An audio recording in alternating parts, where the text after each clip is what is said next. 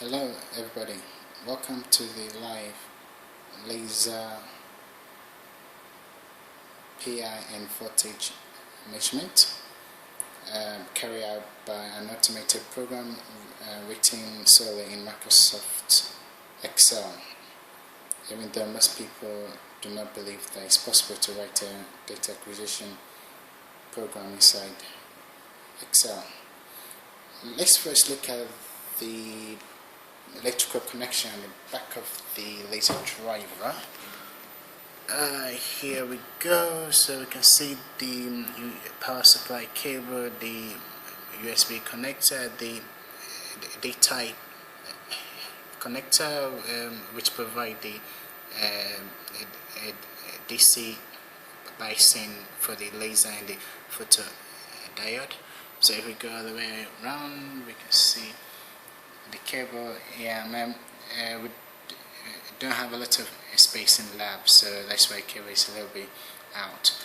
Okay, so these are the connections. Okay, so let's first focus on the photo diode, which is connected by T to the laser driver, and the photo diode is also optically connected to our laser, which is right here, and the laser is electrically connected to the laser driver. Okay, this is the USB cable which enables the laptop to communicate with the laser driver. The laser driver that we're going to be using is the Thorlabs ITC4001 laser diode stroke TEC Controller. We shall be using the laser diode controller in this demonstration. Let's look at the automated program written purely inside Microsoft Excel. So as we can see, we are inside Microsoft Excel. Yeah, and this is the only program that is running, as you can see here. Okay, and the unique thing about this program is that it's got a two-layer data validation system which ensures that the user enters the right parameter values. And the additional unique thing is that it has two independent sweeping intervals, which can specify here and here. And this will be demonstrated in the live data measurement plots. And you can specify the number of readings per bias point. The special unusual thing about the live plotting is that the plotting also plots the standard deviation as error bars per measurement bias point. Okay, so let's see what the program can do. So let's press play. Okay, so the program first loads up an emergency floating stop button, and it's then begin the live plotting. Of course, obviously, it has already turned on the laser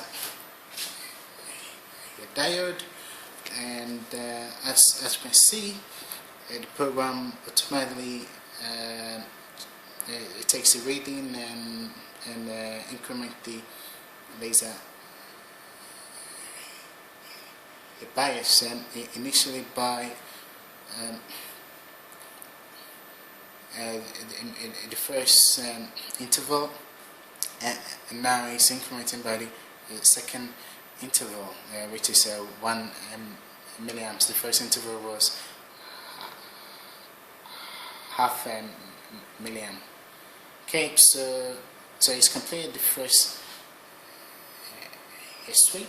So it's taking a little pulse, which was specified in the user interface. Then it's began the second sweep. Let's go back to the live plotting graph. So in the live plotting graph, we can see that the program has already plotted the first sweep, and it's now plotting the second sweep, both for the photo current and the laser voltage. And let's focus on the emergency stop floating button. The special thing about the stop button is when you press it, it will set the laser current to 0, then turn off the laser driver. This is followed by closing down the measurement. Okay, so we're now on our third and final sweep. The program is using blue plotting for the photo current and the orange plot for the voltage. Okay, let's go back and see what happens when the measurement stops. Okay, so the program automatically turns off the laser driver and then set the bias to 0. And if we look on the laptop, program returns the user to the controller user interface. So where's our measurement result? Our measurement result is right here.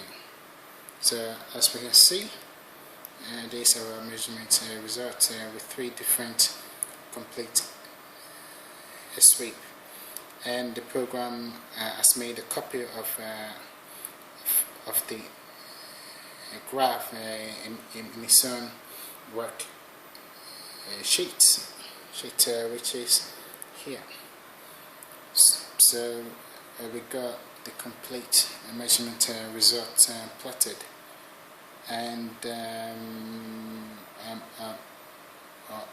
all the 3 measurement sweeps overlap each other, which demonstrate how repeatable the measurement is for this specific laser diode. Thank you for your time.